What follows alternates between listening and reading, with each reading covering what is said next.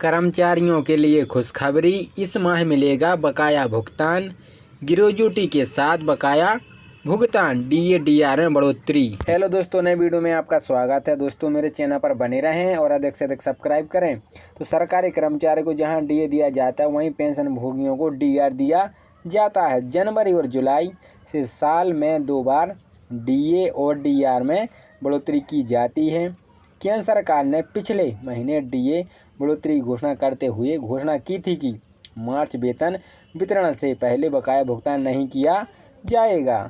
सरकार द्वारा जारी एक कार्यालय ज्ञापन में बताया गया कि ग्रेजुटी के बकाया का भुगतान मार्च 2024 के वेतन वितरण की तारीख से पहले नहीं किया जाएगा। 7 मार्च को केंद्रीय मंत्रिमंडल ने महंगाई भत्ते डीए में 4% की बढ़ोतरी को मूल वेतन का 50% करने की मंजूरी दे दी। इस डीए बढ़ोतरी से केंद्र सरकार के 1 करोड़ से अधिक कर्मचारी पेंशनरों को फायदा होगा। 4% डीए बढ़ोतरी 1 जनवरी 2024 से प्रभावी है। इसके अलावा कर्मचारियों के लिए एचआर में बढ़ोतरी की गई है। डीए में बढ़ोतरी से सरकारी खजाने पर 12 करोड़ 868 करोड़ रुपए का अतिरिक्त बोझ पड़ेगा। डी और डीआर क्या है? जहां डीए मौजूदा सरकारी कर्मचारियों को दिया जाता है वहीं डीआर पेंशन भोगियों को दिया जाता है। आमतौर पर डीए और डीआर साल में 2 बार बढ़ाया जाता है, 1 जनवरी से और 2 जुलाई से लागू होता है। केंद्र सरकारी कर्मचारियों की सैलरी में कितनी बढ़ोतरी? जैसे कि सरकार ने 4% डीए बढ़ोतरी की घोषणा की है। केंद्र सरकार के कर्मचारियों के वेतन में कितनी बढ़ोतरी की संभावना है? इसे देखते हुए यदि किसी कर्मचारी का वेतन 50,000 रुपये प्रति माह है और मूल वेतन 15,000 रुपये है तो उसे 6,900 रुपये मिलेगा। यह मूल वेतन का 46% के, लेकिन 4% बढ़ोतरी के बाद कर्मचारियों को 7,500 रुपये प्रति माह मिलेगा। यह पहले के 6,900 रुपये की तुलना में 600 रुपये की बढ़ोतरी है। अक्टूबर 2023 में पिछले डीए बढ़ोतरी में सरकार ने महंगाई भत्ते में डीआर में 4 से 46% तक का बढ़ाया था। सब्सक्राइब करें। तो केंद्र सरकारी कर्मचारियों के लिए अच्छी खबर है। फरवरी 2024 के महंगाई भत्ते के आंकड़ों को अपडेट नहीं किया गया, इससे अनियमित की स्थिति पैदा हो गई है। वास्तव में जनवरी 2024 में 50% तक पहुंच गया है।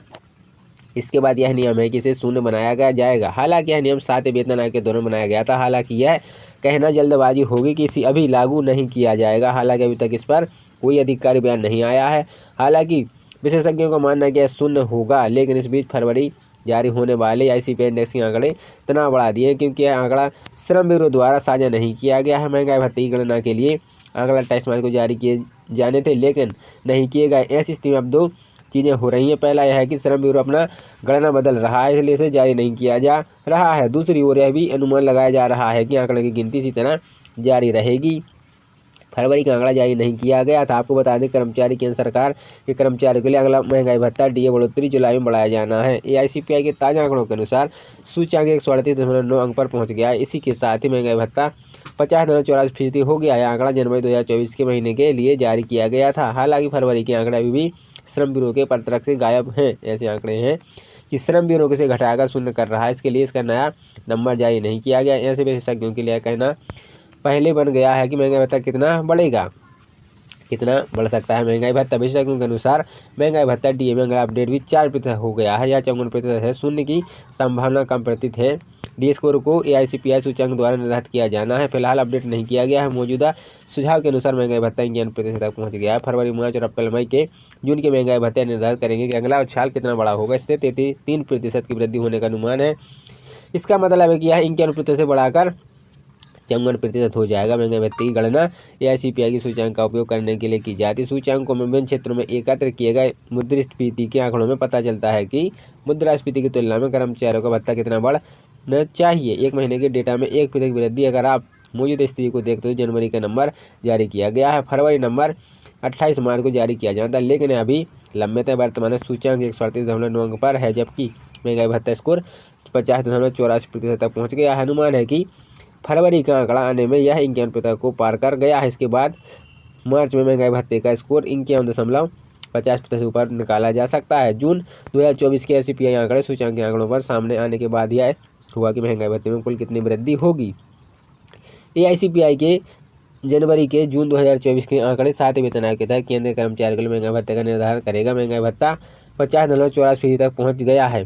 5 महीने की संख्या भी आनी बाकी है। जानकारों का मानना है कि इस बार 4% की बढ़ोतरी का होने की संभावना है। अब क्या महंगाई भत्ता शून्य से शुरू होगा या गिनती 50% से अधिक जारी है? इसे 4% बढ़ाया जा सकता है। अगर ऐसे होता है तो 54% जा सकता है।